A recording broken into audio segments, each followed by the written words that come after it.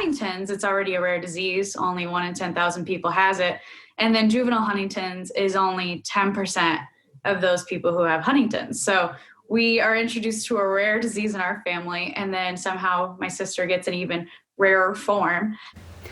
A young woman in West Michigan doing what she can to raise awareness and money to fight Huntington's disease.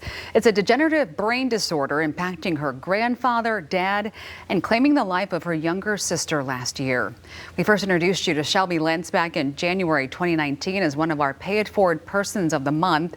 She created a nonprofit called Champions for HD that's working to fund research and hopefully one day a cure. And now with the loss of her sister, she's found another way to champion the cause, helping other families impacted by Juvenile HD with a new children's book.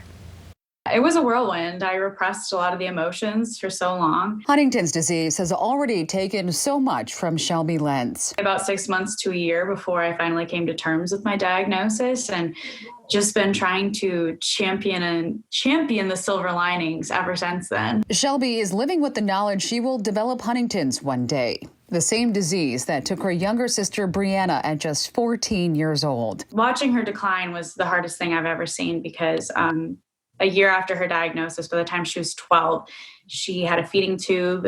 She was in the hospital more often than she was home. Brianna passing away from Juvenile HD last April. Just been trying to ride the wave of grief ever since, because there are highs in their memory and finding peace, but there's also a lot of lows when it comes to grief. Shelby channeling her grief, putting pen to paper, paying tribute to her sister by writing a children's book called Brave Brianna. And so a light bulb went off in my head and I said, how beautiful would it be to not only educate people on what juvenile Huntington's is, but to do it through Brianna's eyes and her perspectives. The book, months in the making, now available on Amazon. I really wanted to try and just show exactly who she was through this book, because she impacted so many lives in the short time that she was here, and everyone who knew her knew that no matter what was going on, Brianna always had a smile on her face. And the message is one we can all use. It would be hope and just finding a light at the end of the tunnel, because not everyone has Huntington's disease, not everyone has juvenile Huntington's disease, but everyone has adversity in their life. Shelby, who watched as her sister bravely fought Huntington's, now hoping this will make her proud. Because she lost her ability to talk, she would just gesture. She didn't know sign language, but we had our own communication.